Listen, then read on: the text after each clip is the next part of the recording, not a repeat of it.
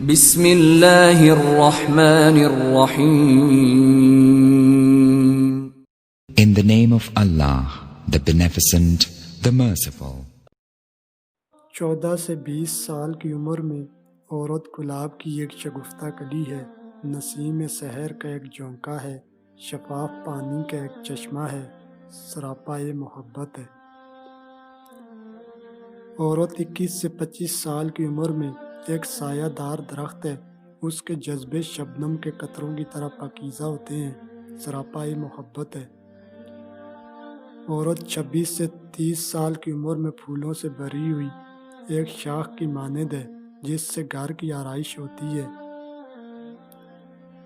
یہ ویرانوں کو زندگی بخشتی ہے، اس کی محبت چاند کی روشن کرنوں کی طرح دلکش ہوتی ہے، یہ سراپا زندگی ہے۔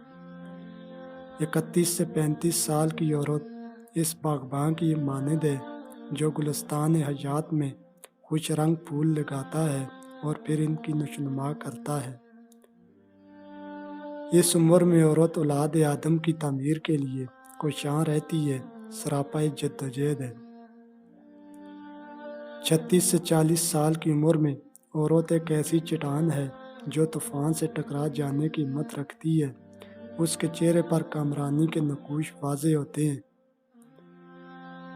یہ اس فاتح کی مانند ہے جو زندگی کی بیشتر مہمات کو سر کر چکا ہو، سراپا عزم ہے۔ عورت 41 سے 60 سال کی عمر میں ایک ایسی کتاب ہے جو سنہری تجربات سے بھری ہو، یہ دوسروں کے لیے راستے کا ٹھیک تعین کر سکتی ہے۔ یہ ایک ایسی روشنی ہے جو منزل کا ٹھیک پتہ دیتی ہے، سراپا شفقت ہے۔ یہ ان لوگوں کے سمجھنے کے لیے ہے جو عورت کو ظالم، ڈاڈی، مار پیٹ والی اور نہ جانے کیا کیا سمجھتے ہیں۔ گو کہ یہ مکمل تعریف نہیں، لیکن تھوڑی سمجھ آ جائے شاید۔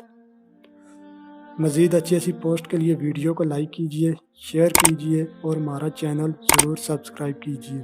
شکریہ، اللہ حافظ۔